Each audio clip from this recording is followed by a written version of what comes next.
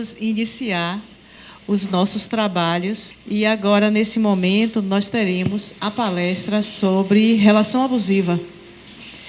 Essa palestra será ministrada por Lívia Natália, já aqui presente. Lívia, ela é poeta, é doutora em literatura e professora de teoria da literatura da UFBA, autora de Água Negra e diversos outros livros, participa da antologia É Agora Como Nunca, editora Cotovia. Em 2018, lançou seu primeiro livro infantil, As Férias Fantásticas de Lili, uma história narrada em versos, né? E Lívia hoje vai ministrar para a gente aqui uma palestra sobre relação abusiva. Essa é a minha última agenda de 2018 e eu acho que é muito simbólico encerrar com um assunto como esse, falando para mulheres. E talvez um ponto do qual eu preciso partir seja de onde eu falo. Eu acho que é importante a gente sempre se pensar. De onde é que eu falo? Eu falo como eu fui apresentada, né? Como a poeta Lívia Natália, professora, doutora da Universidade Federal da Bahia. Eu falo como alguém que tem formação em psicanálise e, portanto, a gente vai atravessar um pouco essas discussões. Mas, antes de tudo, eu falo como uma mulher que já viveu algumas relações abusivas. E aí a gente tem que pensar o seguinte: não é que eu tenha vivido relações abusivas, é que muito dificilmente uma mulher, no decorrer da sua vida, não vai viver uma relação abusiva.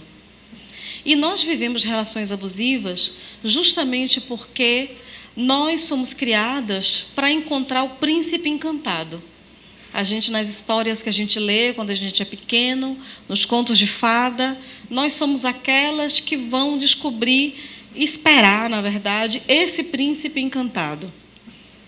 Se a gente vai lembrar, por exemplo, da Bela Adormecida, e se a gente faz uma leitura feminista da Bela Adormecida, uma interpretação feminista, a gente vai entender que a Bela Adormecida é uma história sobre uma mulher que amadurece, que chega a um ponto em que ela vai atingir uma compreensão de mundo e uma disponibilidade para o mundo que o pai não quer, que a lógica falocêntrica, a machista não quer.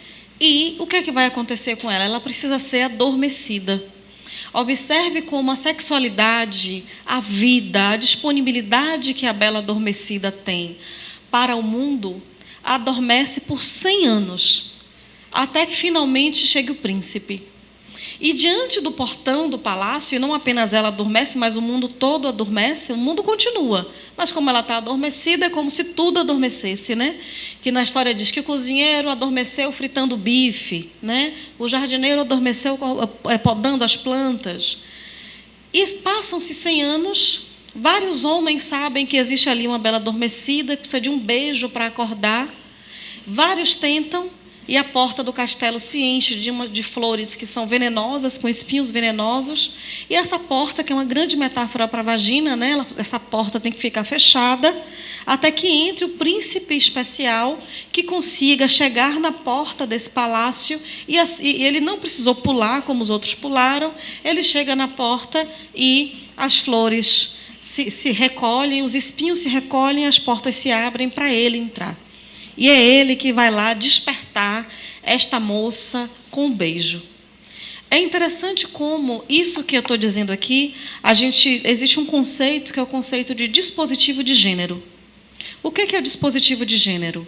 São formas de construção social que estão na família, que estão na religião, que estão no poder judiciário, que estão nas coisas mais cotidianas que a gente vive, que estão na televisão, que determinam lugares sociais para homens e mulheres.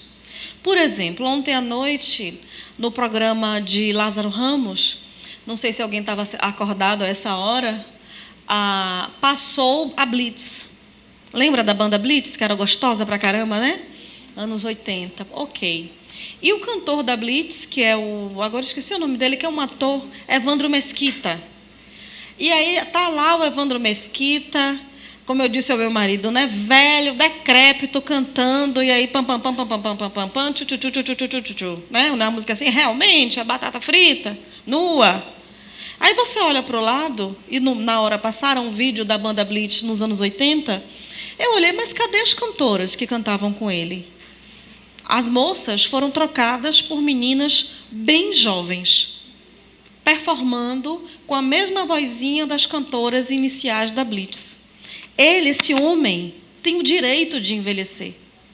Ele pode ficar ali velho, decrépito, como eu estava esculhambando com ele, ali no meio, pagando de gatinho, com duas moças que têm menos da metade da idade dele, cantando como se ele estivesse ali sensualizando para elas e elas encantadas por ele. Por que não chamaram? Se era a formação inicial da banda, por que não chamaram as duas moças que cantavam naquela época? Elas envelheceram. Dentre os vários dispositivos de gênero, está a ideia de que nós temos que ser princesas para a vida inteira.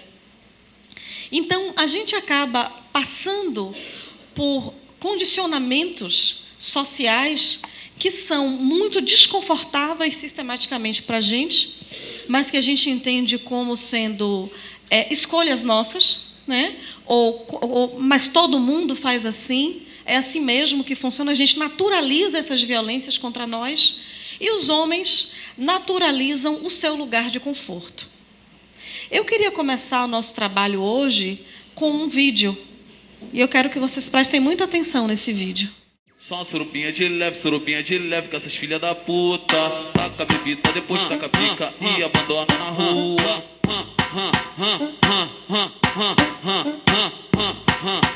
Vai namorar comigo sim, se reclamar cê vai casar também. Tô com milhão de vez, seu coração é meu. Vai namorar comigo sim. Se te agarro com outro te mato, te mando algumas flores e depois escapo. Vou abusar bem dessa mina, toma, toma, fica tranquilinha. Só não vale dançar homem com homem, nem mulher com mulher. Mas tu vai. Mas se ela vacilar, vou dar um castigo nela. Dá uma banda de frente, quebrar-se com dentes e 4 costelas.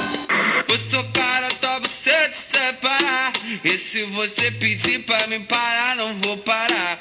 Não me fale, não, eu não dou não. Só quero ouvir, não fale, não, não, não. Só ter um pensamento, ser só minha, até morrer.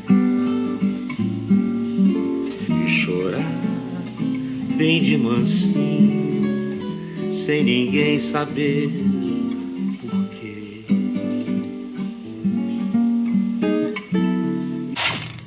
Meu coração dói quando eu vejo Zeca Pagodinho cantando Faixa Amarela, porque eu sou fã do Zeca Pagodinho. E aí a gente vê como a música é um samba, que a gente curte, que a gente gosta, só que ninguém está prestando atenção. Ele primeiro começa dizendo, a música começa dizendo que vai botar uma faixa amarela gravado com o nome dela na entrada da favela, né? Para dizer a todo mundo quanto ele gosta, quanto ela é fantástica, etc, etc, etc. E aí ele diz, mas se ela pisar na bola, vou dar um castigo nela, vou dar uma surra de frente, quebrar 5 dentes e 4 costelas, vou pegar essa faixa amarela gravada com o nome dela e mandar incendiar na entrada da favela. Aí nós temos a base da construção da relação abusiva. Primeiro, porque nenhum abusador, ele começa sendo abusador, né? Porque senão a gente não se metia nessa, né? Dificilmente esse homem vai chegar no Arriar das Malas, agredindo, gritando, dizendo, tira essa roupa, não vai vestir essa roupa. A relação abusiva, ela começa com uma sensação que a gente tem que o príncipe virou um ogro. Não é verdade? E aí eu vou me concentrar nas relações heteronormativas, mas nós sabemos, e eu conheço, relações abusivas em relacionamentos homossexuais. E aí a gente também tem que lembrar que existe essa dimensão, porque o abuso, ele não é alguma coisa que é inato de um gênero ou do outro. A gente sabe que ele é mais sistematicamente praticado por homens contra mulheres. Mas existem relações abusivas em relações entre duas mulheres. Então, quando a relação começa, são tudo flores, né? No começo são tudo flores. E aí esse homem começa, a primeira cena, muitas vezes, é um ciúminho um pouco exagerado. E a gente aprendeu que a gente tem que se sentir lisonjeada com o ciúme desse homem. Não é verdade? Poxa, é tão bonito, né? Eu vou com uma roupa assim, ele fica olhando, né, para ver se tem alguém olhando. Me diz assim, oh, meu bem, essa blusa. Bom, é um processo de construção, de violência que começa sendo extremamente silencioso. Não é um processo que já começa esse homem agredindo, batendo, gritando. E uma das grandes coisas, um dos grandes problemas de um relacionamento abusivo é que, como nós aprendemos a amar a homens e aprendemos a dizer que esses homens vão mudar, né? Essa coisa, esse mito horroroso que diz assim, que a mulher foi feita para mudar o homem, que esse homem vai chegar para ela esculhambado, mulherengo, agressivo, e ela vai transformar a vida dela. Desculpa, ninguém aqui é Rivotril, ninguém aqui é Valium, ninguém aqui é ansiolítico, ninguém aqui é remédio para bipolaridade. Aí depois, quando eu acabar, vai chegar uma e vai me dizer, como sempre acontece, não, mas você, olha, aquilo que você falou eu concordo, mas o meu marido, você veja, quando eu conheci, ele era assim, assim, assado, hoje em dia está outra pessoa. Desculpa, amiga, não se iluda, tá? A qualquer segundo, o ogro vai voltar. Entende? É fato. A grande questão é que a ideia de que nós podemos mudar um comportamento violento vem do processo de como é entendido o casamento, de como são entendidas as relações afetivas, como sendo alguma coisa que é responsabilidade da mulher. Isso é muito violento. Então, uma coisa que a gente precisa pensar para nos colocar enquanto uma posição mais crítica nas nossas relações, pensando aqui que vocês trabalham muito possivelmente numa cena mais técnica, né? Chega uma pessoa queixosa, alguém entra com um processo, alguém vai para a ouvidoria dizer que está passando por algum tipo de violência dentro de casa, do marido, do irmão, normalmente é um homem, né, que vai impingir essa violência, de um pai. Porque quando a gente está falando de relacionamentos abusivos, a gente precisa entender que esse relacionamento abusivo, ele vai se intensificar quando a gente estiver falando de um casal. Mas esse relacionamento abusivo vai comparecer do pai com a filha, do irmão com a irmã, do patrão com a empregada, com a subordinada, do homem que vai querer te explicar alguma coisa que você já sabe, que você ensina, inclusive, né? Quem nunca passou por uma situação do homem dizer assim, não, peraí que eu vou te explicar. E quando a gente pensa sobre isso, a gente precisa pensar que, se esse ogro não aparece para mim como um ogro no início da relação, onde é que esse ogro se construiu? Esse ogro, esse homem violento, ele foi construído por uma sociedade que empodera homens e vulnerabiliza mulheres. Sistematicamente. Começa pela nossa biologia, né? A gente é criada para não engravidar antes do tempo, a gente é criada como alguém que, por ter uma vagina, a gente tem uma vulnerabilidade básica, não é? A gente é lacunar. A psicanálise vai dizer, Freud vai dizer que a grande pergunta que a psicanálise não conseguiu responder é o que as mulheres querem. E aí os homens acham engraçadinho, tá vendo aí? Nem Freud sabia dizer o que a mulher queria, né? E muitas mulheres que são criadas dentro de uma sociedade machista, como todas nós somos, mas muitas que internalizaram esse lugar do opressor dentro de si, dizem, mas também as mulheres, né? Não é isso, gente. A psicanálise não sabe responder o que querem as mulheres, porque a psicanálise nunca se ocupou das mulheres. O momento em que as mulheres vão aparecer mais verticalmente na obra de Freud é quando ele vai discutir as histéricas. E aí isso dá base para o resto da vida, para os homens no meio de uma briga chamarem a gente de maluca, de louca. E aí você veja que absurdo. Muitas vezes você está vendo ali, né? A pessoa está pisando na bola, a pessoa está olhando para o lado demais. E aí, cara, o que é que está rolando aí? Você é maluca? Gente, por que homem gosta tanto de chamar a gente de louca? Existe aí uma base na tentativa de desautorizar sistematicamente o nosso lugar de fala. Mulheres são pessoas que se acostumaram a se pensar. É ou não é? Nós nos pensamos o tempo inteiro. Nós temos um corpo que nos obriga a nos pensar. Porque a gente ovula, porque a gente menstrua, a gente reconhece quando é que a gente está no nosso período fértil. A gente sabe se tem alguma coisa errada. Puxa, meu lado de cá está me doendo, eu acho que é o ovário que está me incomodando. A gente foi criada para dentro, para entender o tempo do nosso corpo. E os homens foram criados para a exterioridade, né? Para ser esse que vai dizer só uma mitidinha de leve nesta filha da puta. Para ser esse que vai dizer, vai namorar comigo sim. É como se nós não tivéssemos vontade. É como se nós não tivéssemos autonomia sobre os nossos afetos e sobre os nossos corpos. Uma relação abusiva não precisa, na cena da relação abusiva, não é necessário que o homem bata na mulher. Uma relação abusiva, ela se faz de uma maneira, muitas vezes, extremamente silenciosa. Quando esse homem diz assim, você vai sair com tal amiga, não é? Você cria uma construção em que um só pode sair com o outro. Um só pode, a corda e a caçamba, só vou se você for. E aí a gente se pergunta, o só vou se você for, vale de lá para cá e de cá para lá? Na maioria das vezes, não. Porque aí você diz, eu vou sair com a minha amiga para tomar uma cerveja, para dançar. E aí você chega em casa, está com a pessoa com a cara de uma bolacha, né, desse tamanho, aquela bolacha Maria, tamanho GG. Aí quando é domingo de manhã, sábado de noite, futebol, vou para futebol, e a pessoa chega às 3 horas da manhã. E se você disser qualquer coisa, não, peraí, eu só tinha homem, estava no futebol. Existe uma pretensão que é do masculino, que foi criada neste lugar do masculino, de que nós somos um objeto de posse. Então, eu já vivi relações em que o meu marido, eu era casada, eu já fui casada algumas vezes, mas esse foi o meu primeiro casamento, eu casei aos 24 anos, feliz, apaixonada, uma pessoa... Aí você diz assim, mas quem vai cometer abuso é um homem que é um homem ignorante, que não tem uma formação. Isso tem que ser um homem muito ignorante para ser um homem abusivo. O meu ex-marido, ele é doutor em literatura como eu, professor de uma universidade como eu. Fizemos a graduação, mestrado, doutorado juntos. É uma pessoa que é reconhecida pela sua inteligência, pela sagacidade do seu pensamento. E esta mesma pessoa, quando eu botava alguma roupa, me dizia, não, com essa roupa eu não vou, você não vai comigo, não.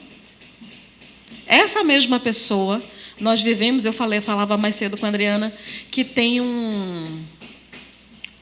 aqui nessa rua tem um condomínio chamado Vila Toscana, e nós tínhamos um apartamento aqui, e tem uma piscina no meio, ele tem uma estrutura conventual, então no meio é a piscina. Eu morei durante 3 anos nesse prédio, eu nunca entrei na piscina, nunca. Porque não tinha um maiô, não tinha um biquíni, não tinha uma burca que fosse suficiente para esse homem dizer, não, tudo bem, vamos na piscina. E o argumento era, mas a piscina fica ali no meio, todo mundo vai lhe ver. Você quer ver outra coisa que essa pessoa fazia comigo? Eu engordei, eu fui para pesar 82 quilos durante esse relacionamento. E a pessoa só dizia, puxa, como você fica bonita, e tome-lhe comida, e tome-lhe comer. E tome-lhe feijoada, né? E tome-lhe... E aí você diz assim, essa pessoa... E ele está fazendo isso com a atual mulher também.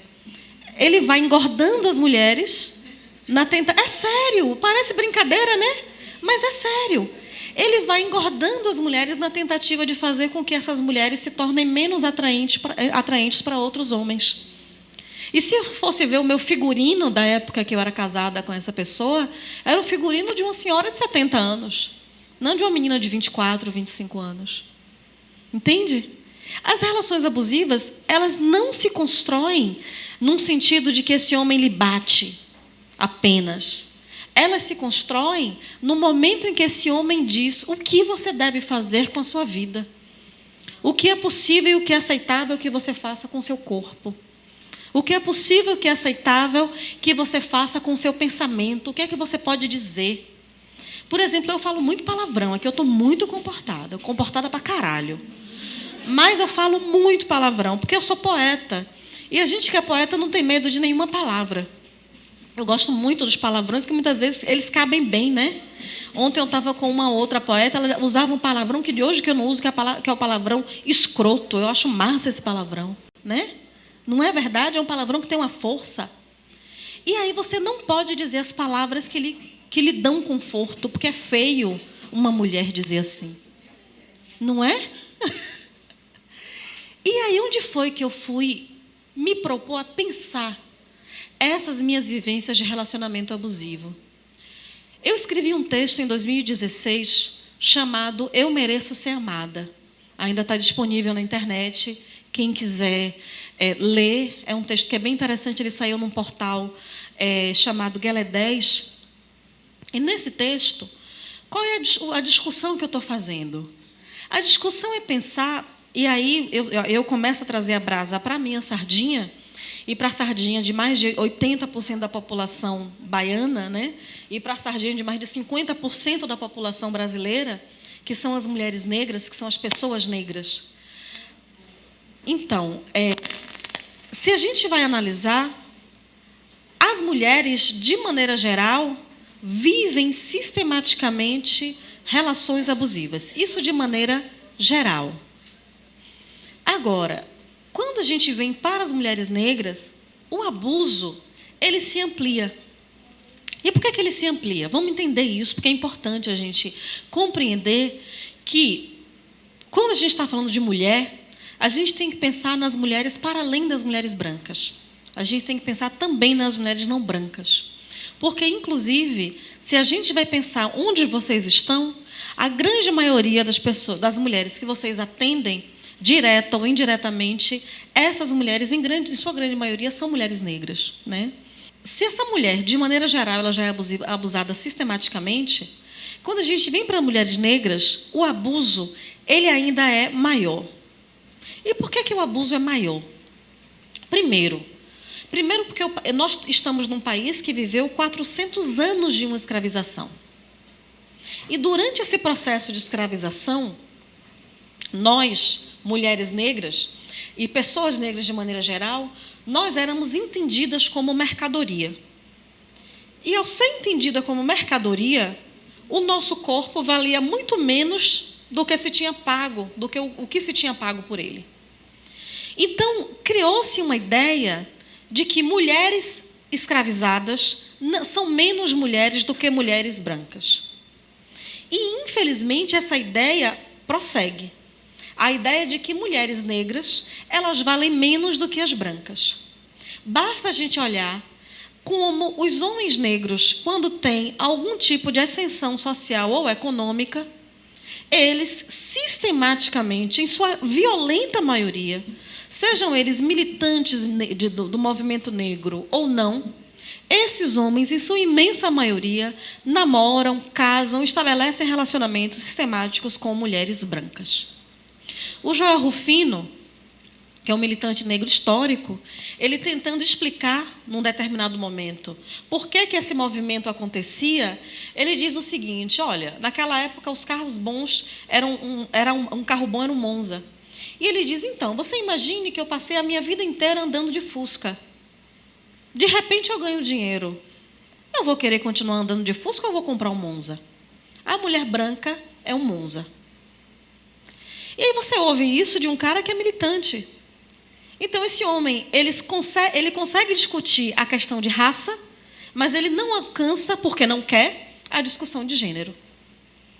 As mulheres negras, elas são pensadas como alguma coisa que é a base, é a pirâmide social, no sentido de que somos nós que sustentamos a sociedade, mas no sentido de que somos nós o resto do resto da sociedade. E quanto mais retinta for a cor da pele, para essas mulheres, a condição social, as condições dentro de relacionamentos, ela é ainda mais violenta.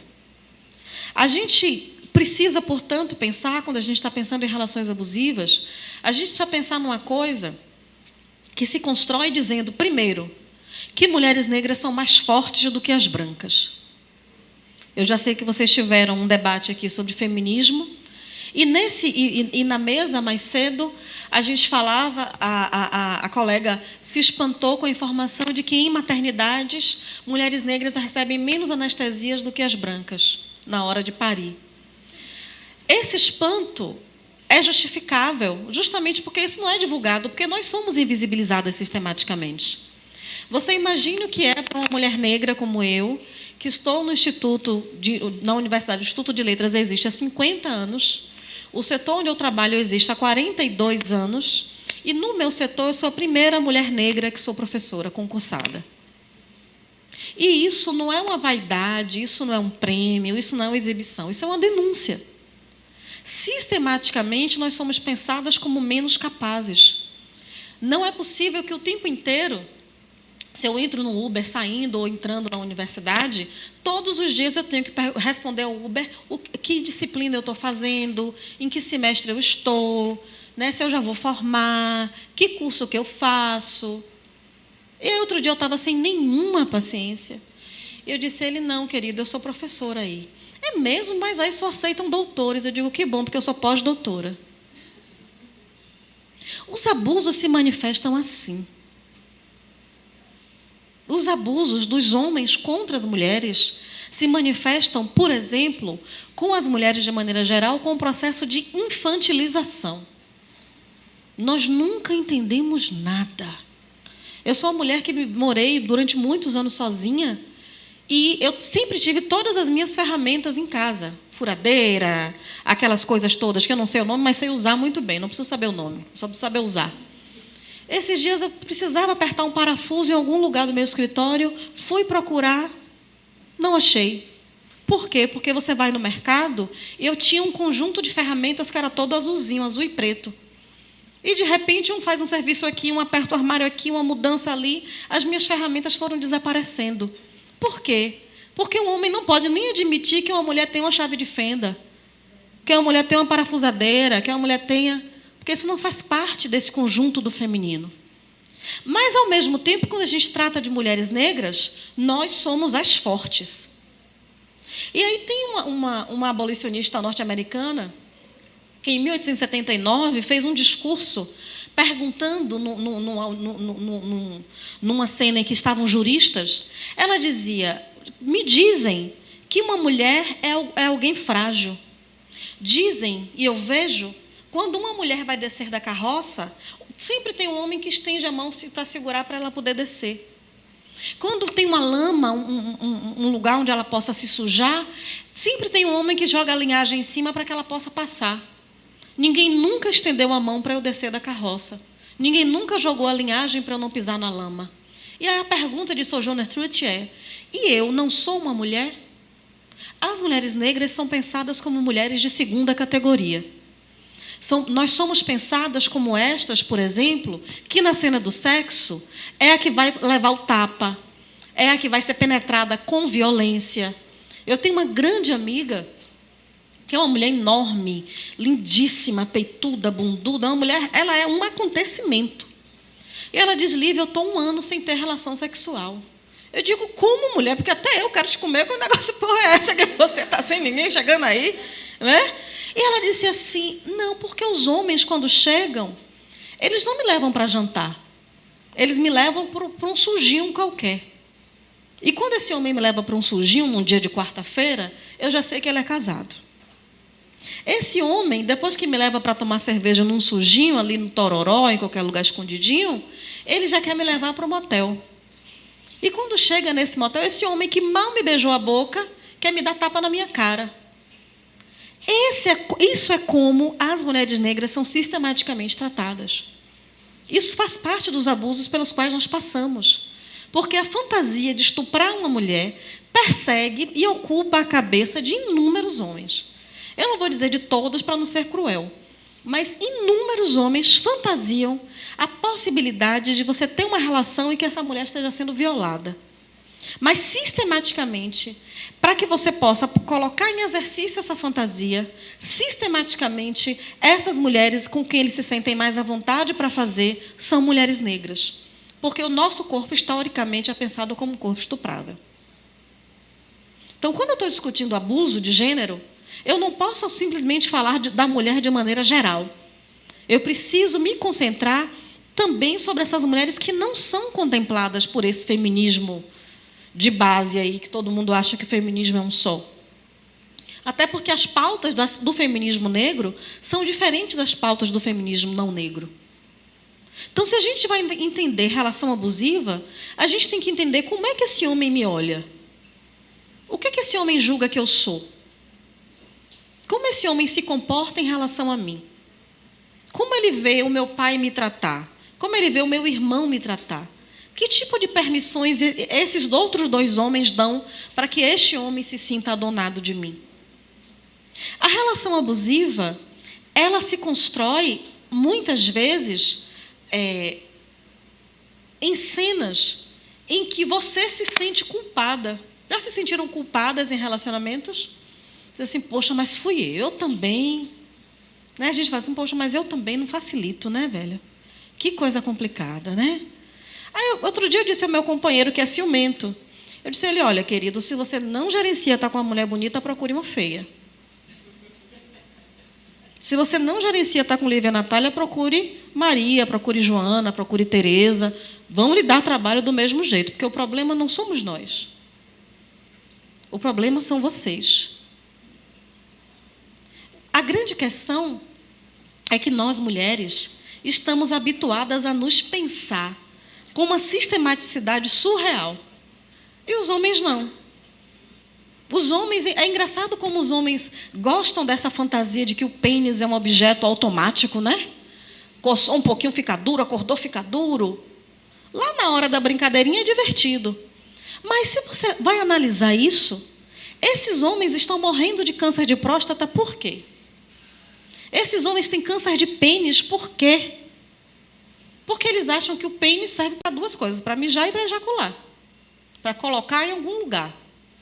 No entanto, eles não pensam a relação deles com esse pênis. E eu devo dizer, gente, é só um pinto, cara, não é o centro do mundo. A Terra não gira em torno do seu pinto, ela gira em torno do Sol. Não é verdade? Os homens têm que ouvir isso. É bom que os meninos que estão presentes ouçam isso. O pinto de vocês não é o centro do universo. Eu convivi uma vez com um homem já mais velho, era um namorado, mas ele dizia assim, olha, o dia que eu ficar broxa, para mim o mundo acabou. Eu digo, coitado, então o seu mundo é o seu pinto. Pobre dos homens, né? Que acham que o mundo deles é o pau. É um negócio, né? Eu tenho uma coisa que eu ouvi outro dia de uma mais velha no terreiro que eu achei fantástico. O marido estava traindo ela. E ela é mais nova do que ele. E aí a gente vive em relações em que o abuso se manifesta pela traição, né? Por esse homem que está andando com você de mão dada e está olhando para o lado. Eu tive um namorado que fazia isso comigo, esse mais velho. Andando comigo, que passava uma mulher olhando na bunda da mulher. Eu digo, pera ainda, eu não vou brigar. Eu gosto de fogo contra fogo. Passou um rapaz, um negão, novinho.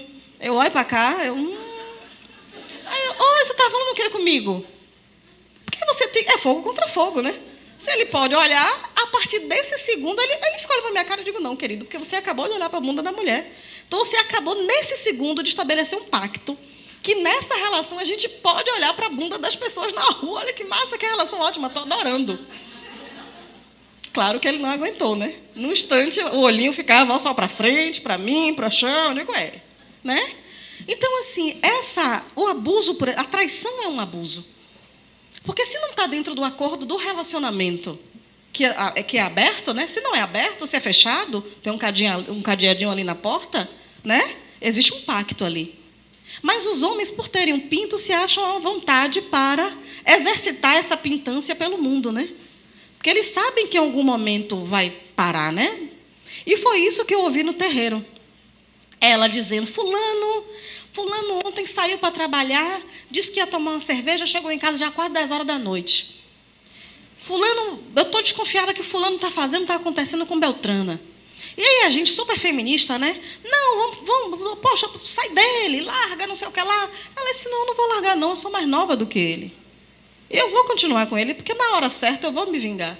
E ela disse, minha filha, lembre de uma coisa, pau fica mole, mas buraco não fecha. Não é verdade? O que é que eu estou falando aqui? Eu estou falando de uma coisa que virou um movimento nos Estados Unidos chamado Pussy Power, o poder da buceta. Vamos se relacionar bem com essa palavra? O poder da buceta. A gente tem que se sentir empoderada por ter uma vagina, não vulnerabilizada por tê-la. A gente tem que criar as meninas não para se sentirem vítimas, não para se sentirem menos porque tem uma vagina. Essa fenda guarda muita coisa dentro dela. Essa fenda tem inúmeras potências, inúmeras possibilidades. Essa fenda não é aquilo que a psicanálise disse de nós, que nós somos um vazio, que nós somos um buraco, que ninguém sabe o que é que está ali dentro, que nós temos que ficar dentro de casa. Observe como a vagina, ela foi lida sistematicamente como sendo a grande mediadora dos abusos contra nós. Desde as violências sexuais até as violências de gênero das mais variadas possíveis. Não é verdade? Porque diz assim, não, mas você, a mãe, a menina menstrua. Não, minha filha, não pode, tem que voltar para casa a tal hora. Todo mundo aqui foi criado assim, eu tenho certeza. Se tivesse um irmão ainda piora, porque eu tinha um irmão. Eu só podia sair com meu irmão. E quando ia para a rua, eu que tomava conta até hoje. Eu sou mais nova, ele é mais velho, eu que tomo conta de tudo. Eu digo, como é que negócio é esse? Que eu que tomo conta, eu que digo se ele vai poder beber ou se não vai, eu que digo não vai beber, vai se comportar. E, no final das contas, ele é que me autoriza a sair. Ele é que me autoriza a estar num lugar. Os abusos são tão sistemáticos que a gente aprendeu a ter medo de homem. Vocês perceberam já isso? Se você estiver andando por uma rua e a rua estiver deserta, e você olhar para trás, se é uma mulher que está, você diz, graças a Deus, é uma mulher. Pode até ser um assaltante, mas, pelo amor de Deus, é uma mulher, pelo menos não vai me estuprar. E o crime de estupro é terrorismo. A Patricia Hill Collins, que é uma feminista norte-americana, ela diz que o pior terrorismo que se pode impor a uma mulher é a ameaça ou o crime de estupro. Então, a gente aprendeu que a vagina nos enfraquece. Agora, quem foi que disse isso para a gente? Alguém que não tem uma vagina, né? Porque se tivesse, sabia que não é. Não é verdade? Então, a base dos abusos está em dizer que essa lacuna é o nosso ponto fraco. Quando, na verdade, essa lacuna que nos deu uma vida interior, que faz com que a gente perceba quando o ovário dói, se o útero está muito inchado, né? Que faz com que a gente perceba, olha, eu estou ovulando, olha para cá, ó, estou no período fértil, eu tenho certeza. Aí você vai lá no calendário e diz, ó, tá vendo? Período fértil. Olha, eu vou menstruar depois de amanhã. Eu acho que os homens se sentem confortáveis em nos entender como um grande mistério. Isso pode até ter lá o seu poder. Mas os homens também precisam nos pensar. Mas primeiro eles precisam se pensar. Não é possível que, a essa altura do campeonato, a gente tenha músicas como essas do vídeo que eu passei no início, e que a gente vá para uma festa e dança e vai namorar comigo, sim, vai por mim igual nós não tem, se bobear, você vai casar também com comunhão de bens, meu coração é seu, e o meu coração é seu, e o seu é meu também, uma coisa assim, né? Quando alguém diz, vai namorar comigo, sim, ou as outras músicas, né, que são músicas que são mais violentas ainda, de dizer, tranquilinha, que vai dar cachaça para a menina vai desmaiar, e quando ela quiser acordar para reagir ao estupro, ele vai dizer, tranquilinha. Aí você diz, poxa, mais o funk, mais o sertanejo universitário, e aí você vai para Vinícius de Moraes e chorar bem de mansinho, sem ninguém saber por quê. O lugar da mulher na sociedade ocidental inteira, ele foi pensado como um lugar de alguém que foi feito para sofrer. Se a gente vai olhar o nosso cancioneiro, as músicas populares brasileiras de qualquer época, de qualquer campo, o tempo inteiro nós somos estes corpos sofrentes. Nós somos essas mulheres desamparadas, essas mulheres que precisam de um homem primeiro, né? Precisam de um homem. Aí, depois que você arruma um homem, vem os outros abusos, porque você precisa de um filho. Eu estava com umas amigas de minha mãe antes de ontem no hospital com ela. numa consulta médica, e elas viram para mim, e cadê o nenenzinho? Primeiro olha para minha mão, não vem aliança. Aí eu disse, né? Mas hoje em dia já pode, então elas são mais tolerantes, e dizem assim, e cadê o nenenzinho? Eu digo, tenho 2. Na verdade, 3. Mariá, Lili e Paraguaçu. 2 cachorras e uma cágada. Dão um trabalho, que Paraguaçu está desaparecida há 1 semana, não apareceu para comer essa semana ainda. Olha a minha preocupação com a minha cágada. Não é, sumiu dentro de casa. Observe como a gente é obrigada a ser mãe. E a gente também é obrigada a ser mãe do macho. Uma coisa é você dizer assim, poxa, eu adoro cozinhar, eu realmente amo cozinhar. Adoro. É uma coisa que eu faço assim com gosto, com prazer. Então, na hora que eu chego em casa, meu marido diz assim, meu bem, você chegou da rua agora. Você vai fazer a sopa? Eu digo, vou fazer minha sopinha de abóbora, minha gente, porque eu preciso de uma sopinha agora, quentinha, para me fazer feliz. Ele come também. Mas lá em casa, eu digo, açaí, o remédio das cachorras, limpar o lugar da cachorra, lavar prato, passar uma vassoura na casa, tudo isso antes dele ir trabalhar. Porque a gente tem que entender que se uma casa é uma casa, se todo mundo mora na casa, todo mundo tem que colaborar. Você vai ficar fazendo papel. Outro dia eu estava no restaurante ali na Ceazinha, eu passei por um rapaz, mas me deu um ódio dele. Mas um ódio. Porque ele estava comendo um cozido. Sabe aquelas papinhas que a gente faz assim para criança? Ele transformou o cozido num vômito, numa gosma assim, de papa. E eu olhei assim, filho da puta, deve em casa querer que a mulher também faça papinha para dar na boca dele. Ela podia enfiar em outro lugar. Né? Porque os homens, eles são criados para isso. E aquilo que é um carinho, que diz assim, poxa, eu vou fazer, né? Poxa, meu marido adora um peixinho frito. Vou fazer um peixinho frito para ele. Isso é um carinho.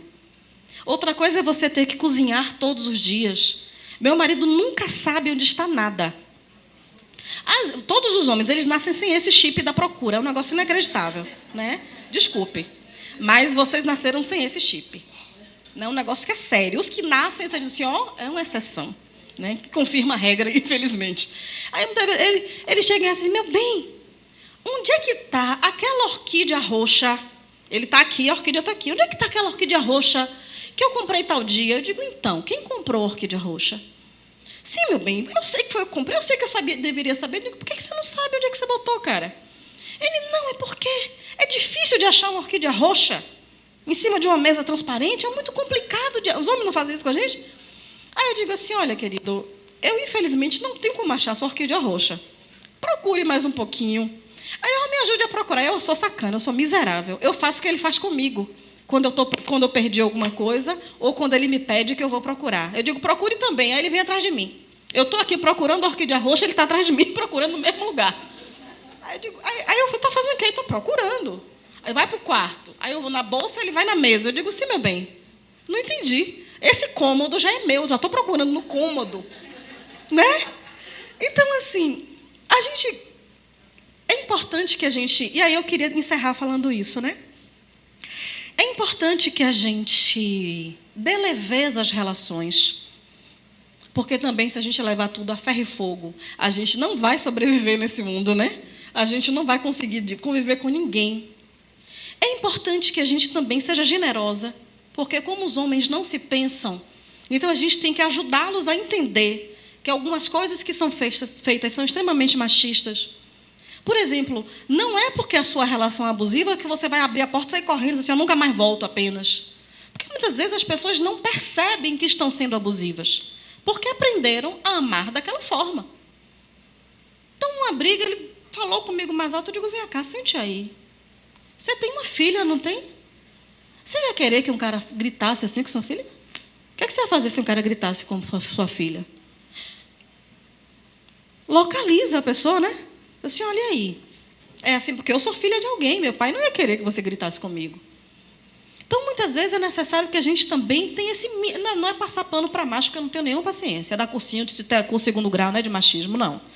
Mas é você dizer assim, localizar. E não localizar um mês depois. Ah, eu não vou falar agora porque eu não quero brigar. Não, localize naquela hora. A gente não aprende que... Olha, que eu vou falar de cachorro, não fazer isso não. A gente não aprende quando a gente está criando uma criança, um cachorro. A gente tem que chamar atenção na hora. Fez aqui o xixi fora do lugar. Olha, você fez o xixi fora do lugar. Porque depois ele vai esquecer? Desculpem, meninos, saiam da sala, está ficando constrangedor para vocês. Mas é verdade, né? Você tem que apontar na hora. Para que ele diga assim, toma aquele susto. essa história que eu comecei a falar da Blitz, meu marido adora os anos 80. Ele é bem mais jovem do que tem 32, eu tenho 38. Mas é uma pessoa que tem uma alma de um idoso. Eu adoro essa alma de idoso dele. Ele adora os anos 80. Era um bebê nos anos 80, mas ama. Aí ele todo empolgado com a Blitz, cantando. Aí quando terminou de cantar, aí apareceu a Blitz do lado, e eu sou miserável, eu sou didática, aquela pessoa capricorniana, né? Aí eu digo, que interessante, olha a antiga formação da Blitz, meu bem, que massa. Ouvimos a música, conversamos sobre a Blitz, e aí eu fiz essa observação que eu fiz no início. Poxa, mas por que só como é o nome dele? Recalquei o nome do homem. Evandro Mesquita, da formação original. Aí eu jogo a bomba e fico sentado esperando, né? Bora ver o que é que vai dar. Aí ele parou, olhou para minha cara e disse assim, poxa, que observação você fez. É verdade. Por que só está ele? Gente, a gente tem que também pensar sobre isso. Muitas vezes, se nós somos criadas dentro de um regime machista, que nos coloca como vítima de abuso o tempo inteiro, como alvo de abuso o tempo inteiro, esses homens são empoderados no lugar de alguém que está livre para praticar abusos porque tem um pênis. Só que aí a gente também tem que botar na balança uma outra coisa. Assim como o pênis os empodera para serem abusivos com a gente, o pênis vira um grande peso para esses homens. Porque esse homem que não souber trocar um pneu de carro não é homem. Esse homem que não conseguir matar uma barata não é homem. Homem não chora, olha que coisa difícil. Você viver a sua vida inteira e não poder chorar em público? Você ter que entrar no banheiro e abrir o chuveiro para chorar? Você ter que se esconder para chorar, fingir que não está chorando, não deixar a lágrima escorrer? Eu tenho uma cabeça que é muito prática, né? Não sei se é da capricorniana, não sei de onde é que vem isso, mas durante muitos anos eu não deixava a lágrima escorrer pelo meu rosto quando eu chorava. E olha que eu sou uma mulher de Oxum. Então o povo de Oxum é o povo do choro. E eu não deixava a lágrima escorrer. Eu começava a chorar, já estava limpando aqui, no rosto, na cara, para que ela não caísse. E um dia, eu na análise, a analista disse assim, vem cá, deixa a lágrima. Você está chorando, é seu corpo está chorando. Deixa a lágrima correr. E como isso é libertador? Imagine os homens que vivem a vida inteira sem poder chorar por causa de um pinto. Sem poder, né? Sem poder ficar triste porque tem um pinto. Pinto dá alegria, gente? Vocês ficam... Bom, vamos pensar nós assim. A gente fica pensando que a gente tem uma buceta poderosíssima o tempo inteiro? Não, né? Porque se o nosso mundo se reduzisse a uma buceta, ia ser muito chato. Ela não resolve, infelizmente, ela não está pagando a conta, né? Nem que a gente trabalhasse com ela, né? Ela não está... O mercado não está tão bom assim, né? Imagine você ter que satisfazer a sua vida inteira, todas as suas lacunas, o desemprego, a falta de dinheiro, a mulher que não lhe quer, o filho com problema, porque você tem um pinto. E é isso que é ensinado aos homens.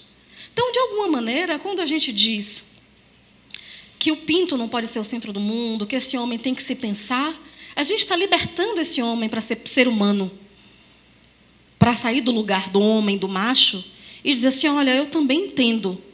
Eu também tenho fragilidades. Eu também tenho vulnerabilidades. Porque a construção de um relacionamento não abusivo é muito difícil, porque a maioria deles é. Não existe aqui uma pessoa nessa sala, não sei essa baby linda, do laço verde, que não tenha passado por um relacionamento abusivo. Não existe, desculpe, não existe. Homens e mulheres. Porque existem também relacionamentos abusivos em que as mulheres são abusivas. E a gente também tem que reconhecer isso. Porque a gente acaba devolvendo, né? Assim como eu sou posse, você também agora vai ser minha posse. Então, você só vai se eu for, só vai poder fazer se eu fizer. E nós somos criados para relacionamentos de aprisionamento. E tem um texto que eu gosto muito, da Bell Hooks, que é um texto chamado O Amor como Prática da Liberdade. Olha, o título já é lindo, né? Amor como Prática da Liberdade. Uma coisa é o relacionamento ser difícil. É normal o relacionamento ser um negócio complicado. Outra coisa é o relacionamento virar um problema cotidiano para você. Outra coisa é o que o outro vai pensar te perseguir como se fosse um panóptico aqui, uma coisa persecutória no pé da sua orelha. E nós estamos cercadas de mulheres que vivem sistematicamente relacionamentos em que elas são agredidas, quebradas, violentadas, minoradas, e essas mulheres não acham a porta de saída. Por quê? Porque sair de um relacionamento abusivo também é muito difícil. E aí o que é que a gente tem que ter? A gente tem que ter prática de auto-amor. E aí eu vou encerrar lendo para vocês um poema que é um poema desse meu livro, que é O Dia Bonito para Chover. Eu queria mostrar para vocês um poema em que eu descobri isso do auto-amor. E quando a gente diz descobrir o auto-amor, não significa que esteja tudo resolvido, hein? Claro que não está tudo resolvido. Eu tenho 38 anos, desses 38, os últimos 5 talvez é que eu tenho entendido realmente o que é isso. Então, se eu entendi nos últimos 5, eu tenho 33 anos de vivência de corpo submisso. De ser alguém que foi feita para ser submissa a um relacionamento. A topar tudo para continuar casada. Quantas de nós? A topar qualquer coisa para continuar tendo aliança no dedo, tendo um homem dormindo e acordando do nosso lado na cama. E depois que a gente se livra disso, isso é tão bonito, porque eu agora tenho muita dificuldade de aceitar alguém dormindo do meu lado na cama. Eu estava tão acostumada só com os meus livros, né? Com convidados, participações especiais, constantes, obviamente. Mas alguém dormindo e acordando todos os dias, só os meus livros, né? Nós cortamos as nossas asas porque os homens não sabem nos ver voar. E eles precisam saber nos ver voar e saber voar junto com a gente. Não é? Vou ler um poema. Antes que chova, último poema. Antes que ele venha, eu já sou feliz. Se ele vem às 3 da tarde, eu já amanheço iluminada pelo porvir do tempo. E as horas passam lânguidas enquanto eu me banho, perfumo e me preparo para a sua chegada. Ainda antes que ele chegue, meu corpo já está calmo e prenhe de sua presença. E quando ele chega, eu já estou luminosa pelo fim da espera. Antes que ele chegue, eu já sou mulher. Sou inteira e nada me aparta de mim. Ele a mim se acrescenta, onde nada falta. E este excesso de aço e negrume, estes brancos que se desenham em barbas no seu rosto, esta boca de libélula nas minhas madrugadas, a mim se somam. E apenas porque sou inteira, ele vem completar-me ali, onde nada falta. E o afeto que tange as nossas almas nos emancipa e dilata, como se o amor pudesse ser todo feito de asas. Obrigada.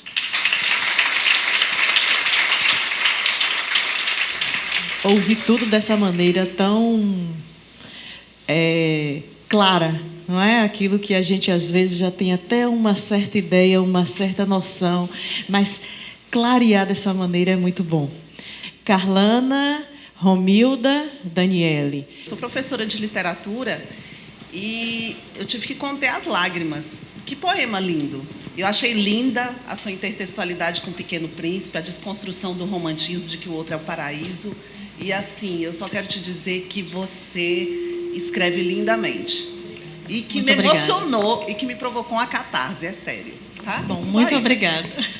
Lívia, a sua fala foi extremamente inspiradora. A gente vem de um evento Mulheres com Direito, que a gente também trabalhou algumas coisas. E eu queria que você pontuasse como você vê, às vezes, a questão do próprio abuso da própria mulher quando ela não empodera a sua colega. Aí eu chego e falo, poxa, olha, Lívia, pós-doc e tal.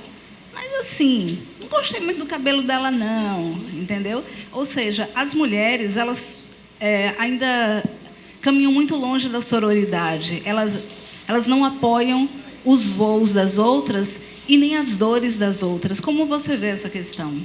Bom dia, gente. A colega fez uma pergunta muito parecida com a minha, a de Romilda, porque o que eu observei aqui é que a gente não tem noção do que nós mesmos passamos. E aí eu até parabenizo o Sintage, porque desde aquele último seminário que foi feito lá na Barra, eu tenho me chocado comigo mesmo. Primeiro foi aquela palestra, eu não lembro direito o tema, mas era sobre sexualidade. Isso, de Marcos Lopes. E eu percebi o quanto que eu era preconceituosa. Então o Sintage tem esse trabalho de desconstruir isso. Aí eu vim ontem para aqui e assisto aquela palestra sobre feminismo. e percebo o quanto que eu estou atrasada em muitas coisas. E agora, com a sua palestra, tem um detalhe. Essa semana me foi perguntado por alguém se eu já tinha passado por alguma situação abusiva. E eu disse que não. Mas não é porque eu não passei. É essa falta de esclarecimento mesmo, de perceber o quanto que a gente tem vivenciado tudo isso e não tem tido consciência. Afinal, nós vivemos em uma sociedade que ela é, eu costumo falar assim, é uma cultura heterodominante, né?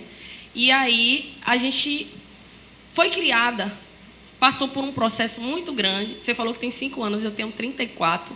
Eu acho que tem 1 ano, 2 anos que eu estou começando a abrir meus olhos para as coisas. Então é muito difícil e eu acho que esse preconceito muitas vezes parte da gente mesmo. Esse abuso parte da própria mulher com ela mesma. E aí a minha pergunta era justamente sobre isso. Como que você enxerga isso e como fazer para desconstruir isso? Porque vamos supor, eu com 34, são 32 anos. Então, 2 anos eu não acho suficiente.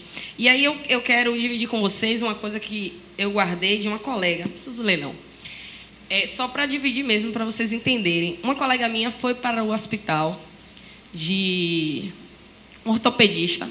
E quando chegou lá, ela estava mancando, não conseguia chegar até o consultório fácil. O médico chamou e ela teve dificuldade para chegar à sala. Quando ela chegou lá, o médico pediu para que ela saísse, porque ele já tinha chamado outro paciente. E ela dizendo, doutor, eu não estou conseguindo andar. E aí ele não quis conversa com ela, saiu, pegou a ficha dela e pediu para que passasse para outro médico. Coincidentemente, esse médico que atendeu ela era pai dele. E quando chegou depois do atendimento, ele mesmo percebeu o constrangimento e pediu desculpa ao marido dela. E aquilo, assim, quando ela colocou aquilo, eu percebi o quanto que nós passamos por tantas coisas e não percebemos o quanto nós somos até assim colocada mesmo, pormenorizada por essa sociedade que é tão machista. E eu gostaria que você nos colocasse, nos respondesse como fazer para quebrar com tudo isso. Obrigada. Estou bastante emocionada porque eu vivi relacionamentos abusivos na minha vida.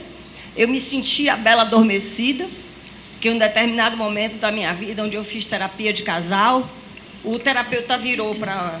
o meu ex-marido virou para o terapeuta e dizia assim, se eu pudesse... nos momentos de namoro, eu comecei a namorar aos 14 anos, me casei aos 21. E durante o período do amor, a gente se separou várias vezes. E ele dizia assim, você é a mulher certa no tempo errado. Se eu pudesse, eu te congelava e te buscava daqui a 5 anos. Então, vários momentos da palestra, eu tive que conter o choro. E quero agradecer muito a oportunidade de estar aqui, podendo falar isso para vocês. E hoje eu estou vivendo um pouco do relacionamento abusivo, e só agora que eu comecei a perceber do meu filho. É filho único. E vários momentos têm acontecido situações, é meu amigo, é meu parceiro, amo de paixão, meus 2 netos. Mas vários momentos eu tenho percebido e comento com as 2 amigas, eu digo, gente, tem horas que Mateus está falando igual o pai. Então, é uma coisa que eu queria também deixar registrado aqui, que o relacionamento abusivo, às vezes, não é só de homem para mulher, de marido para mulher. Existe o relacionamento abusivo de pai para de mãe para filho, de pai para filho. O meu ex-marido tem um relacionamento abusivo com o meu filho, que é homem, e ele transmitiu isso para o meu filho hoje, e eu tenho que, às vezes, dizer não, sabe? Ele não queria que eu estivesse aqui. A minha mãe não gosta que você esteja metido nesse negócio de sindicato, mas eu gosto. Eu gosto. Então, eu queria deixar registrado isso, que a gente tem que ter esse feeling.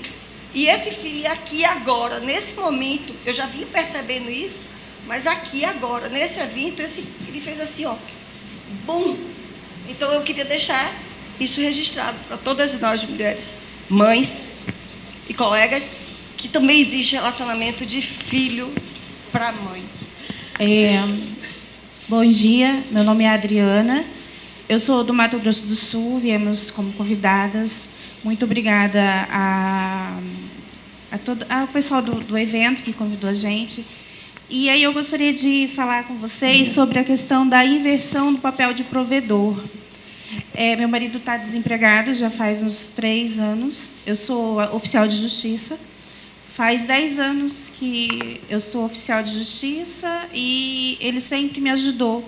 Fora o horário de trabalho dele, ele sempre me ajudou, porque eu não sei dirigir. Eu passei três vezes pelo Detran e não consigo passar na prova. E ele era vigilante durante a noite, no dia ele descansava e ele me ajudava a entregar os mandados. E a gente sempre viveu bem, esse homem perdeu o emprego, e aí a minha renda passou a ser a única da casa e ele continuando a me ajudando. E aí fica aquela pressão de cidade pequena, né? Sou do interior, mas seu marido não trabalha. Não, meu marido trabalha comigo.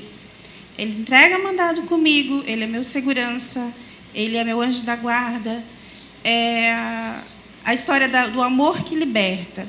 Nós não temos filhos. E há aquela questão do, hoje a gente não tá, o que a gente vai comer? Vamos comer tapioca na feira. Acabou. O cozinhar por amor. Acho que hoje é uma declaração de amor que eu estou fazendo mesmo.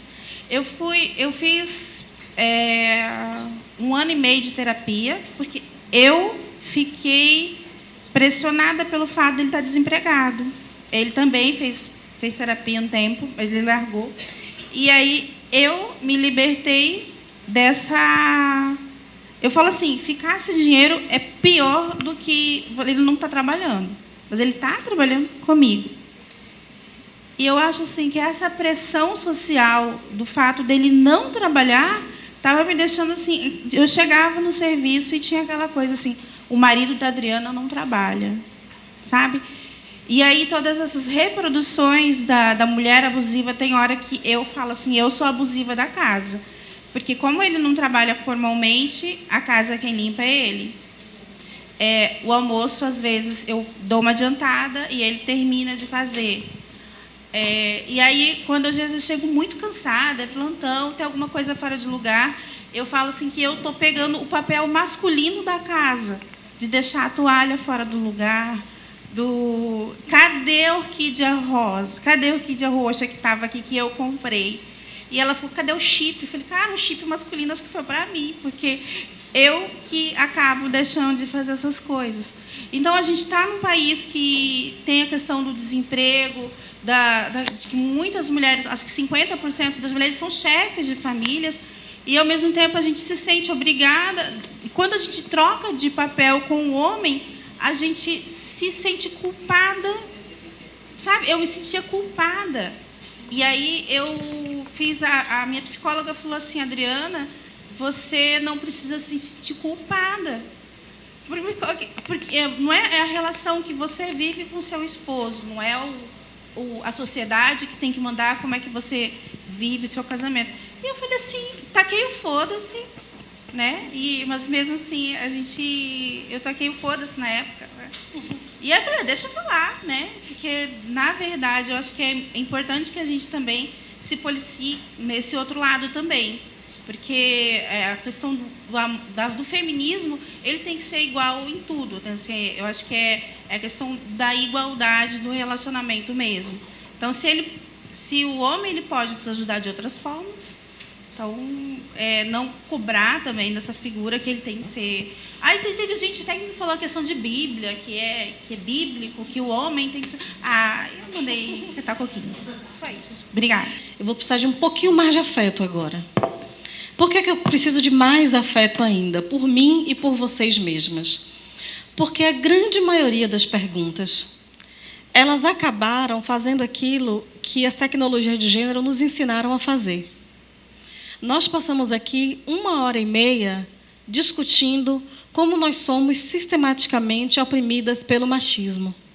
Não foi? Falando sobre como os homens, de maneira geral, e agora eu aproveito e brinco com os rapazes para dizer, não estou falando de cada um de vocês pessoalmente, mas é importante que cada um de vocês pessoalmente se pensem. E eu quero que vocês olhem essa cena aqui agora. Nós passamos aqui 1h30 discutindo tecnologia de gênero e falando como a sociedade patriarcal formou opressões sobre os nossos corpos. A grande maioria das perguntas dizia, mas a mulher também. Isso é um sintoma de como a sociedade patriarcal é eficiente. Em lugar de dizer, olha, eu posso ocupar tal lugar com a minha colega de trabalho, porque realmente eu preciso me repensar, ou essa mulher precisa se repensar. Em lugar da gente tentar entender como essa tecnologia de gênero ela é tão refinada, a ponto de fazer com que mulheres oprimam outras mulheres, a ponto de fazer que, em situações de inversão de qualquer tipo, mulheres possam se comportar como opressoras. Eu acho difícil uma mulher conseguir oprimir de verdade o macho. Mas, em tese, opressoras, em vez da gente entender como isso é um processo de introjeção de um perfil opressor, quando eu reproduzo a opressão que fazem sobre mim, sobre outra mulher, a grande maioria das perguntas, como se fosse um meia-culpa diante dos rapazes presentes, como se fosse um meia-culpa diante do machismo que está aqui fiscalizando a gente em cima da orelha, a grande maioria das perguntas foi, e a mulher quando? Observem como a gente, depois de 1h30 discutindo o machismo que está dentro do nosso cérebro, é um chip mesmo, está na gente. Como o machismo diz assim, agora você vai ter que equilibrar, e aí a gente tem que entrar um pouquinho na psicanálise, né? Agora você vai ter que equilibrar essa conta aí. Essa mulher mexeu num monte de casinha, onde está tudo guardadinho. Para mim também está tudo em casinha guardadinho. Então, ela mexeu num monte de casinha onde está tudo arrumado. A casa não pode voltar desarrumada. Você tem que chegar em casa e tem que estar tudo ok. O resto do dia tem que estar tudo certinho nos lugares, masculino e feminino. Então, como é que eu faço? O meu cérebro, ele, independente de minha vontade, independente de tudo que eu estou entendendo da discussão aqui, ele reequaciona. Então, ele devolve para as mulheres a responsabilidade, a culpa por opressões que, na verdade, se nós reproduzimos a opressão, é porque nós somos oprimidas. É a mesma coisa quando se diz, eu canso de fazer palestras enormes, dou curso sobre racismo, e sempre alguém vem para mim assim, mas o próprio negro se discrimina. Aí eu falo, como? Eu chego na vez do espelho e me dou um tapa? Né? Chego e digo, filha da puta preta, suja. Não, gente, não existe preto que se discrimine, mulher que seja machista. O que existe é um processo tão violento de construção da nossa inferioridade, que a gente aprende tão eficientemente que nós somos inferiores, que chega ao ponto de que, no momento que a gente pode dizer, olha, eu acho que não é assim, a nossa cabeça, que está moldada nisso, diz assim, não. Mas a mulher também. Quando você chega em casa, eu vou puxar para você, não que você tenha sido um discurso, não, é só para te dar um feedback, né? Se você está trabalhando fora, alguém tem que trabalhar em casa. Então, quando você chega em casa e que você não acha a coisa que está evidente, é porque a sua cabeça está cansada também. Quando você chega em casa e deixa o almoço adiantado, ele termina, ele também não vai comer. Então, é interessante como a sociedade machista nos coloca em lugares que é assim, como se fosse menor, como se fosse diminuir a aumência dele, o fato dele fritar um ovo. Entende? Eu fico brincando com meu marido, eu viajo muito. Esse mês de novembro eu fiquei 5 dias em casa, viajando a trabalho, trabalhando. Eu digo, meu bem, tem ovo, eu vou comprar mais 2 placas, porque ele sabe cozinhar. Mas aí o homem, na ausência da mulher, o que ele faz? Ah, não vou cozinhar não, também quando eu chego eu sou miserável, eu não cozinho. Nos meus 5 dias, comemos 5 dias fora. Pizza, pedia. Por quê? Porque ele também tem que entender que a minha função dentro de casa não é cozinhar para deixá-lo feliz. Entende? Aquilo faz parte de um organismo familiar. Então, quando o homem que não trabalha, ele vai para a cozinha, ele vai prover a família de outra maneira, isso também é um trabalho. Isso não é menor. A gente foi ensinado que o nosso trabalho doméstico é menor. Que esse homem que tem um pinto para fora, ele vai para fora. A gente que tem a vagina para dentro, a gente tem que vir para dentro. Não. Biologia não é destino. Então, a minha provocação a vocês, e eu respondo as perguntas todas assim, é cuidado com o nosso também. Cuidado com esse espelhamento introjetado da opressão. Entende? E existem, sim, várias formas de abuso, várias formas de opressão. Filhos são sistematicamente abusivos com mães. Você teve coragem de dizer. A grande maioria das mães passa por relacionamentos abusivos com seus filhos desde que eles são pequenos. O filho que ciúma da mãe, o menino pequenininho, ciúma da mãe, não quer que vá, né? Ciúma da mãe com o pai. Isso já é um estabelecimento que é psicológico mesmo, né? Esse homem é criado assim, para ser abusivo com a gente. Eu acho muito, muito forte você estar aqui e dizer, você não gosta, mas eu gosto, quem vai sou eu. Isso é educativo para esse homem, né? Lembre-se que você não está mais educando apenas seu filho. Mulheres que têm filhos e filhas, vocês não estão educando seus filhos e suas filhas. Vocês estão educando pessoas. E essas pessoas precisam entender que o mundo é muito maior do que esse núcleo familiar em que você pode exercer a perversidade com o outro. Então, a minha proposta sempre é, vamos embora exercitar essa saída da caixinha. E essas perguntas são sintomáticas. E eu fiquei ouvindo aqui as perguntas e digo, olha para isso, né? A gente precisa flagrar essas formas de opressão no nosso cotidiano e a gente precisa também se questionar 24 horas por dia. Tem um pensador francês, que é o Michel Foucault, que eu amo, que eu adoro. Foucault, ele diz, alguém pergunta a ele, né? Mas esse trabalho, então, que o senhor me dá, é um trabalho que vai acabar onde? Onde acaba o trabalho da interpretação? E Foucault diz, na loucura. Olha esse poema, que eu acho que eu deixo para vocês como mensagem. Aproveitem a virada do ano e vamos virar o pensamento, né? Devagar. Esqueça tudo que for possível. Este é um poema para você. Desprenda-se de tudo que poderia ter sido ou não. Siga.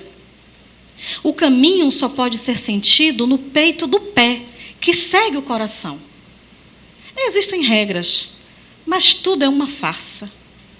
Veja o que conquistou. A vitória também percebe a ingratidão. Não devore o mundo, saboreie. Se não puder correr, caminhe. Passos lentos proporcionam as melhores vistas. Correndo, tudo vira borrão. Não marche. Se construir é doído. Desconstruir-se, esmiuçar-se, desmembrar-se, desfazer-se também. Tenha paciência consigo e comigo. Não se desespere. Nada disso existe. Sabe o que realmente existe? Árvores, montanhas, úteros, passarinhos, água, sol, nuvem, criança e terra. O que não vem desses, vende-se, mas não existe. Dívidas só existem quando podem ser pagas por igual. Dívida paga com dinheiro não é paga com dinheiro, mas com a vida. E dívida paga com vida não tem reembolso. A vida é cara como água, não tem preço. Não se desespere. A correnteza é forte para que os trancos do rio não a façam parar. A correnteza é você, os troncos, os trancos, o rio, a vida. Obrigada.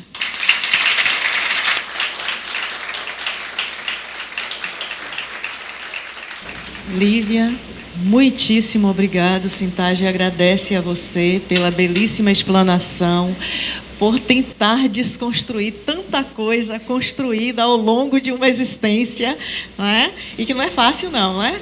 Aqui é o nosso pontapé inicial para que a gente comece essa desconstrução de tanta coisa que a gente aprendeu durante toda a nossa vida. Muito agradecida, muito obrigada. Isso aqui é apenas uma lembrança para que você lembre de nós e sempre que a gente precisar esteja aqui para ajudar a gente nesse nosso processo de desconstrução de tanta coisa, viu?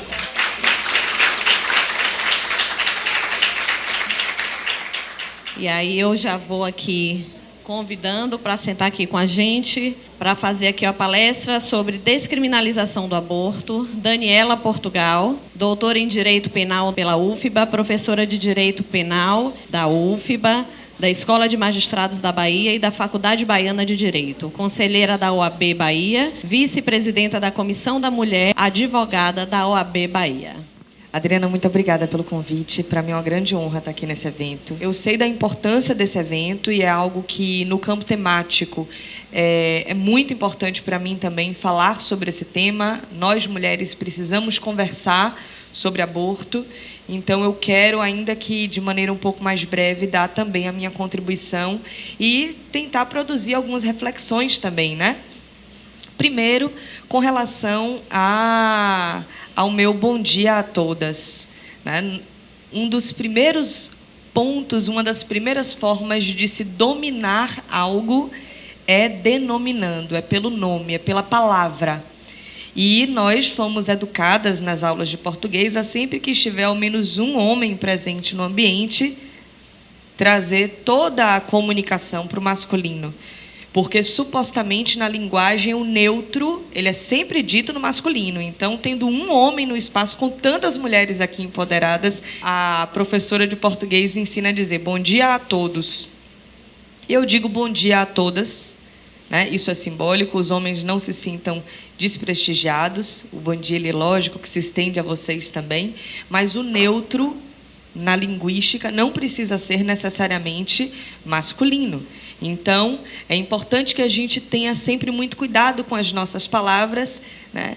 E eu, por exemplo, em todos os eventos que eu participo, eu sempre vou me reportar, ao menos no momento que eu introduzo e que eu concluo, bom dia a todas e todos, para que nós, mulheres, nos sintamos diretamente tocadas com esse simples gesto de aproximação, primeira. Também outra palavra que é importante. Eu hoje funciono como vice-presidenta da Comissão da Mulher Advogada. Então, eu sei que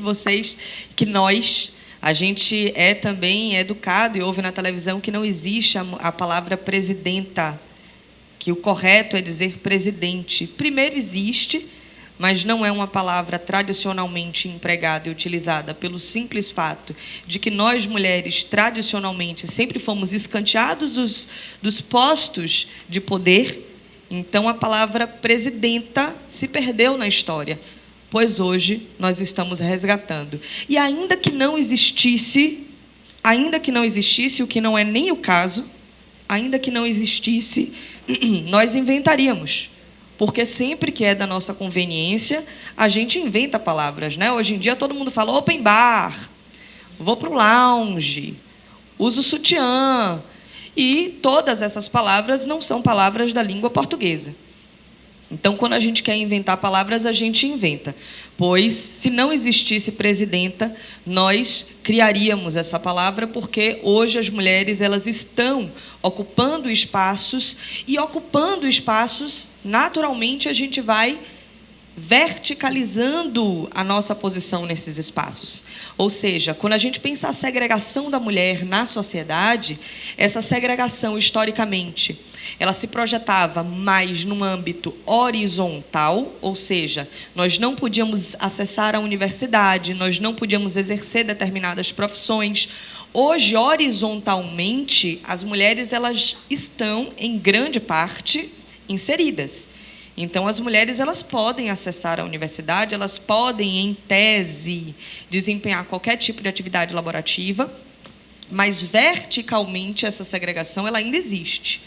Então, tomando como exemplo o mundo jurídico, que é o mundo em que eu atuo mais, digamos assim. As mulheres hoje elas passam mais em concurso público do que os homens, porque advogar para a mulher é muito mais difícil. Porque os clientes eles vão buscar advogados homens. Na minha área, então, que é a área criminal, eles vão buscar advogados homens, brancos, heterossexuais, dentro do perfil, né, cis-heterodominante da nossa sociedade. Quando essas mulheres querem se inserir no mercado, elas fazem concurso público e hoje as mulheres passam mais em concurso do que os homens. Mas se você sai do primeiro grau e vai para os tribunais, já está mais escasso. Vai para o Superior Tribunal de Justiça, poucas mulheres. Supremo Tribunal Federal, poucas mulheres. A nossa primeira ministra do STF é recentíssima, ministra Ellen Grace. Isso significa que nós temos um judiciário extremamente machista, extremamente misógino.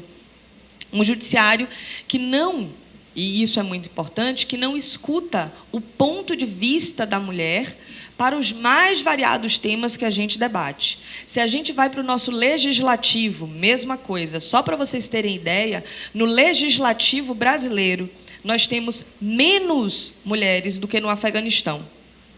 Vocês sabiam disso? Que no legislativo brasileiro nós temos menos mulheres do que no Afeganistão, do que em países do Oriente Médio. Então, significa que nós, mulheres, que somos, né, maioria social, num sentido amplo, nós somos minoria representativa. Os nossos interesses, eles não são representados. E é dentro, né, dessa lógica que eu quero puxar o tema do aborto. Todos os tipos penais, eles vão traduzir algo. Todos os crimes, eles traduzem algo. E eu sei que pode parecer, né, um pouco difícil, mas tentem abrir a cabeça, mas eu quero provocar uma primeira reflexão que é pressuposto para a gente começar a falar propriamente do crime de aborto.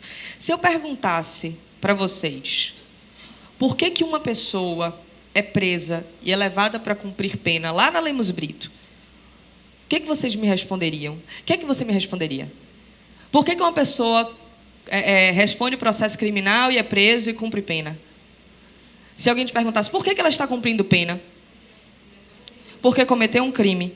Porque cometeu um crime. Só que aí, veja, vocês têm computador em casa? Tem Microsoft Word? Tem PowerPoint? Vocês pagam a assinatura anual? Todo mundo aqui já cometeu crime. Tem ninguém preso. Aí a gente já vai nas exceções. Já tirou xerox de livro? Crime também. Xerox de livro, crime também. Pronto, então todas nós aqui já consegui alcançar todo mundo? Então pronto, já deu. Ó, que eu nem precisei muito. Nem precisei entrar na sonegação de imposto. Porque eu costumo dizer que todo mundo que tem um canal para qualquer coisa, já praticou um crime. Aqui na Bahia, dizer que você tem um canal para qualquer coisa, pode ter certeza que você está praticando algum tipo de delito. Então, quem já comprou em sacola? Adoro comprar em sacola. Tem amiga que vem com a mala cheia de roupa. Crime. Crime de sonegação tributária. Crime de sonegação tributária.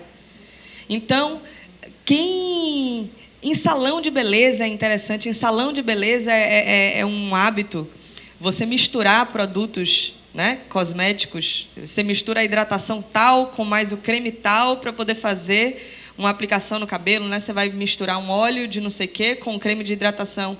Isso também é crime. Inclusive com possibilidade de aplicação da lei dos crimes hediondos. Para quem acha que hediondo só é estupro, latrocínio. O que eu quero dizer para vocês com isso? Que praticar ou não crime não é exceção. Praticar crime todo mundo pratica. Todas nós aqui, todas nós, já praticamos em algum momento algum tipo de delito. Não falei do exemplo do embriaguez ao volante, que não precisa ter tomado nem grandes quantidades, um copinho que seja, e dirigiu depois, crime também, tá? É um bocado, tem tanta coisa, mas enfim. Todo mundo aqui, inclusive eu, já praticou algum tipo de delito. Então, vamos parar com essa ideia de que criminoso é mal, que praticar crime é algo excepcional. Não. Criminosos somos todos nós. Agora, o que é exceção? Exceção é ser ou não processado e ser ou não preso por algo. Isso é exceção. Porque aí, quando a gente vai identificar quem no Brasil é processado criminalmente e quem no Brasil é preso criminalmente, aí a gente sabe quais são essas pessoas. Tá? Se você for na Lemos Brito agora, você vai ver uma população carcerária negra.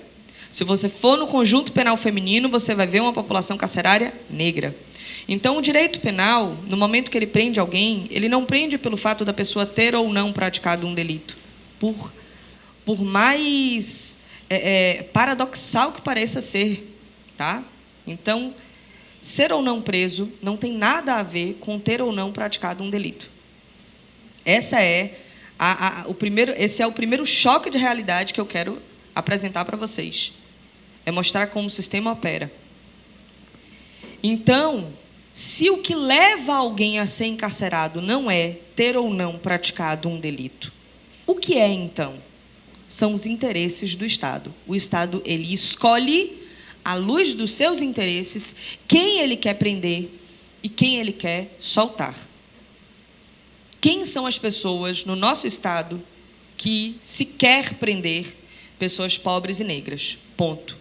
Nosso Estado, então, ele é um Estado genocida, porque ele é um Estado que aponta todo o seu aparato de controle contra uma determinada população. O grande problema é que, quando a gente pensa em genocídio, o nosso conceito de genocídio é um conceito que está pautado no imaginário de branquitude. Quando a gente pensa em genocídio, a gente pensa em holocausto, a gente pensa em vítimas europeias, brancas, que morreram, e ignora que aqui no Brasil, no ano de 2016, por exemplo, houve o mesmo número de mortes que na guerra da Síria. Mas a gente só se sensibiliza com aquela imagem da criança da Síria que morreu afogada no mar, com tantas e tantas crianças pobres, negras, brasileiras, cuja vida, para o Estado, de uma maneira geral, é completamente descartável. Então, o argumento de proteção à vida, como um argumento, né, de sustentáculo à ideia de criminalização do aborto, também é um argumento que vai ser trabalhado numa lógica da branquitude, numa lógica racista, porque nós escolhemos quais vidas importam e quais vidas não importam.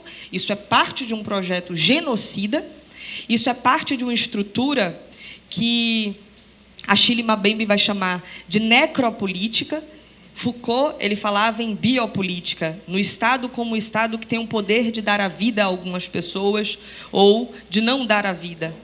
É mais que isso, vai dizer Achille Mbembe. Ele vai dizer, o Estado, ele goza de uma necropolítica, ele controla uma necropolítica que vai muito além do deixar viver. O Estado, ele escolhe a quem matar. A chacina do Cabula, e isso daí é interessante porque esse projeto genocida é um projeto que transcende, inclusive, partidos políticos. Muito embora a gente saiba que, politicamente, uns projetos sejam mais genocidas que outros. Isso é importante que se diga. Mas, de uma maneira geral, esses projetos genocidas eles vão se prolongando ao longo dos anos, independente do partido. Como a gente teve, por exemplo, aqui na Bahia, no caso de chacina do Cabula, em que os policiais foram colocados, interpretados como artilheiros de frente para o gol. Como se matar um jovem fosse dar um grande golaço, dentro do olhar do Estado. Então, a gente vai identificar que o Estado não prende alguém pelo fato dessa pessoa ter ou não praticado um crime, porque, se fosse assim, estaríamos nós aqui presas. O Estado escolhe prender ou não alguém a partir da posição social, econômica e racial que uma determinada pessoa ocupa na sociedade. Isso já foi dito e identificado pela criminologia crítica na década de 70, com a influência muito grande do materialismo marxista, quando se começa a perceber que os nossos tipos incriminadores eles são apontados para determinados grupos sociais. E hoje, a partir da criminologia feminista, a gente vai identificar que não são só componentes de economia que vão dizer como o nosso sistema penal opera. São também componentes raciais e são também componentes de gênero. E aí a gente começa a analisar, como é que nós, mulheres, fomos controladas pelo direito ao longo de todos esses anos. Só para que vocês tenham ideia, nas nossas primeiras legislações, as ordenações portuguesas, que foram incorporadas ao nosso sistema jurídico brasileiro no processo colonizatório, essas normas eram normas basicamente direcionadas à proteção basicamente não, integralmente direcionadas à proteção da mulher branca. Quando havia uma norma direcionada à proteção de mulher. Essa mulher, a mulher branca, alguns tipos incriminadores, inclusive, referiam expressamente. Ou seja, quando se passou a discutir se as mulheres negras poderiam ou não sofrer estupro, o legislador fez questão de inserir estuprar mulher branca. Porque para as negras não eram consideradas, né, sujeito de direito. As mulheres brancas, juridicamente, também não seriam um sujeito de direito, mas não seriam um sujeito de direito capazes. As mulheres negras sequer sujeito de direito eram, assim como os homens negros também não eram sujeitos de direito. Inclusive, réu, no processo penal, réu é uma palavra que deriva da palavra res. Res, para o direito, significa coisa. Então, o réu, ele é sempre uma coisa, ele é um objeto, e muito embora a gente tenha passado a dizer que as pessoas negras são sujeitos de direitos, na prática, o Estado ainda as trata como objeto e não como sujeitos, amontoados em hospitais, amontoados em estabelecimentos prisionais. É assim que o Estado vai operar.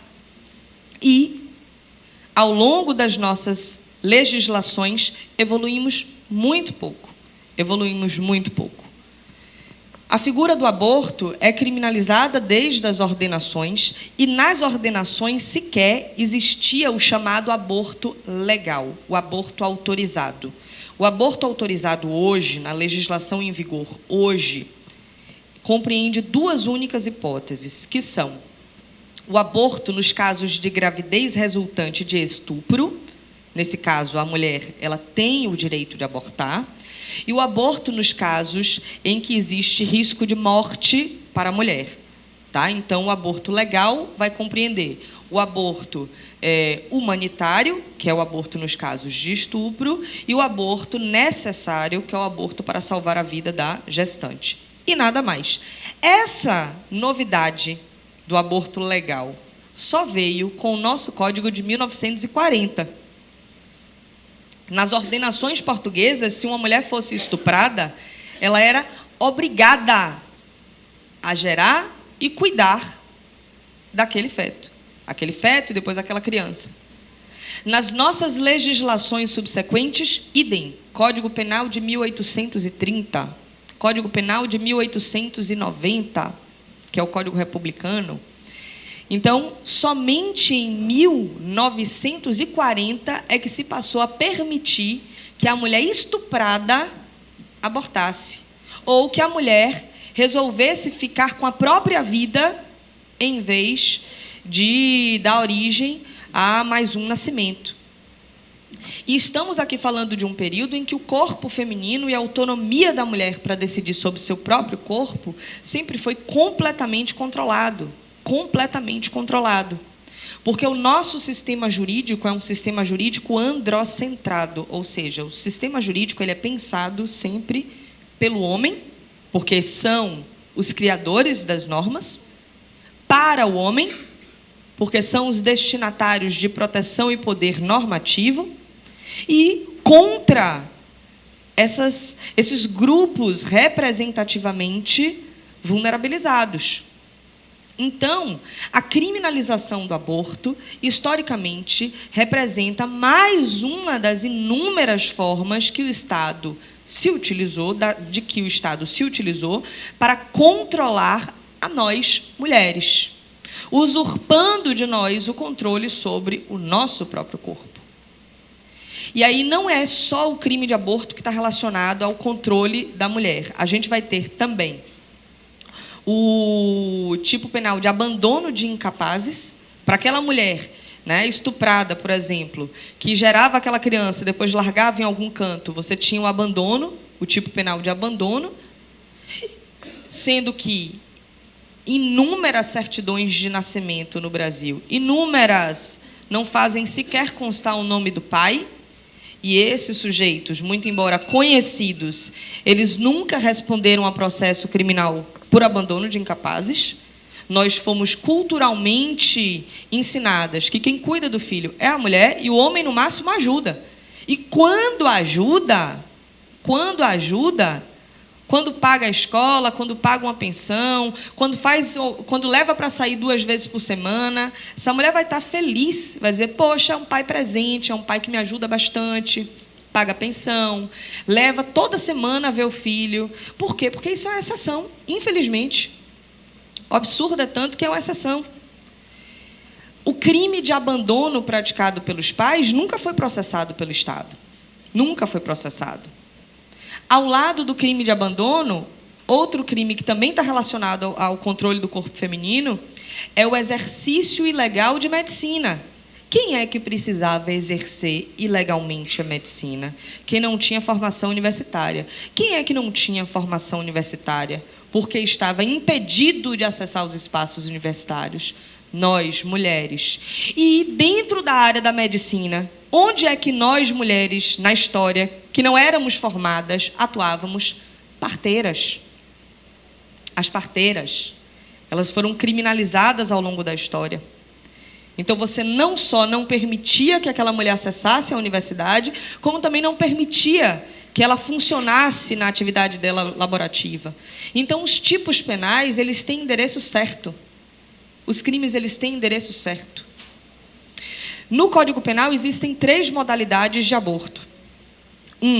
É o praticar aborto em si mesma ou permitir que outrem lhe o pratique, que é um tipo penal direta e expressamente endereçado às mulheres.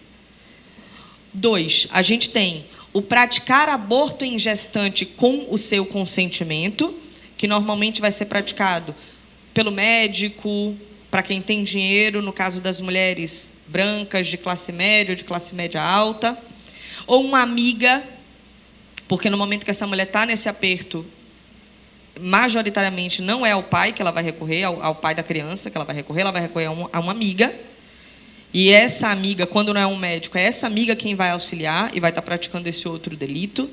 E o terceiro tipo incriminador é praticar aborto na gestante sem o seu consentimento. Vejam, de todos os processos criminais relacionados ao aborto, uma grande raridade é você encontrar o pai da criança sendo processado. Uma grande raridade. Eu nunca me deparei, eu tenho 10 anos de advocacia, eu nunca me deparei com um processo de aborto cujo processado fosse o pai da criança. Quando alguém é processado, quem vai ser processado vai ser a mãe da criança. Mas aí veja, o aborto normalmente vai acontecer às escondidas. Como é que o Estado vai tomar conhecimento do aborto para iniciar um processo criminal? Aí a gente entende quais são essas mulheres processadas por aborto. Por quê? Se eu, do meu lugar de fala de mulher privilegiada, de classe média, se eu quiser abortar, eu vou numa clínica, vou pagar. Se der alguma complicação, meu plano de saúde vai me aceitar na emergênciazinha de hospital e vou ficar de boa. De boa. Não, o Estado não vai ficar sabendo, ninguém vai ficar sabendo, e, como ninguém vai ficar sabendo, eu não vou responder a processo criminal. Agora, se for uma mulher que dependa do SUS, e a gente sabe majoritariamente quais são as mulheres que dependem do nosso Sistema Único de Saúde, e ela tiver alguma complicação no procedimento abortivo, e são muitas que tem, porque aqui no Brasil, 1 a cada 5 mulheres já praticou até os 40 anos de idade aborto, e mais de 80% são católicas ou evangélicas.